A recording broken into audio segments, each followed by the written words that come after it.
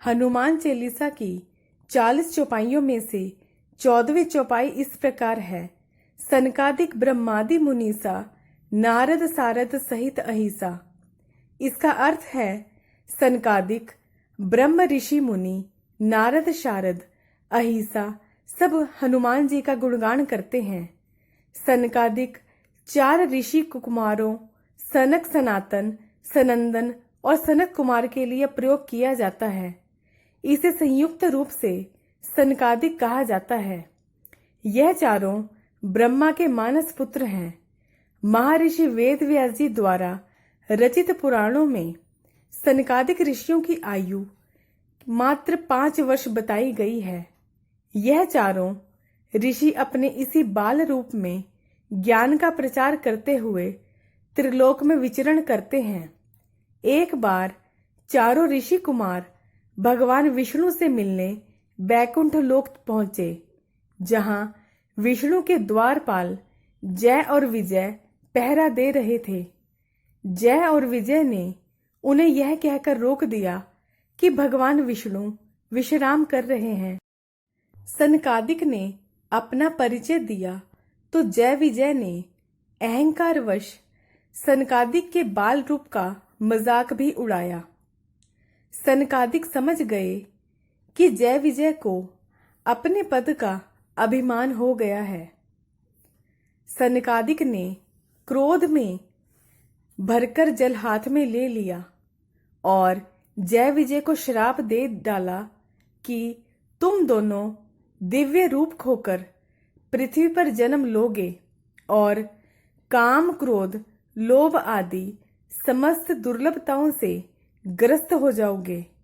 तुमने जिस तरह हमें भगवान विष्णु के दर्शन से वंचित रखा है, इस तरह अब तुम्हें भी श्री हरि विष्णु से सदा दूर रहना पड़ेगा।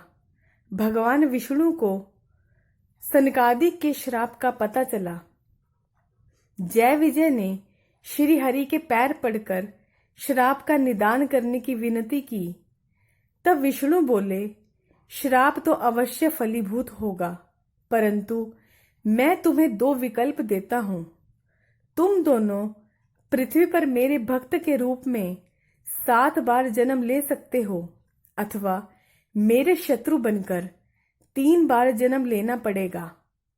जय विजय हाथ जोड़कर बोले, प्रभु, हम 7 जन्मों तक आपसे अलग नहीं रह सकते। हमें 3 ही जन्म दे दीजिए।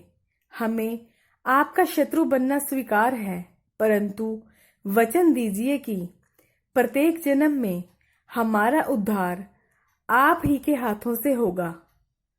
तथा अस्तु। विष्णु ने जय विजय को वचन दे दिया।